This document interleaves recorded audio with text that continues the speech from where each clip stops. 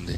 కానీ నేను ఖచ్చితంగా చెప్పగలను, ఎవరి మీద కూడా అటాక్ చేయకుండా, వారు ఒకవేళ బాధింపబడినప్పుడు కూడా సైలెంట్గా ఉన్నటువంటి వారు ఎవరైనా ఉన్నారు అని అంటే వాళ్ళు ఎవరంటే వాళ్ళు క్రైస్తవులు మాత్రమే. ఎందుకంటే క్రైస్తత్వం అనేది ఒక మతం కాదు, మతోన్మాదం అంతకంటే కానే కాదు.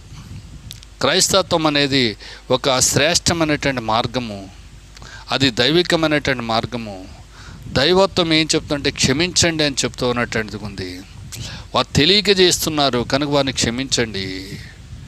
కనుక మీరు వారి వలె ఉండొద్దు, నరహత్య చేయొద్దు, ఒకరినొకరు చంపుకోవద్దు, మతాల పేరట చంపుకోవద్దు, కులాల పేరట చంపుకోవద్దు, మరి ఆ యొక్క ప్రాంతీయ విభేదాలను బట్టి చంపుకోవద్దు అంటూ మతము మరి మార్గము చాలా స్పష్టంగా మాట్లాడుతూ ఉన్నటువంటిది ఉంది.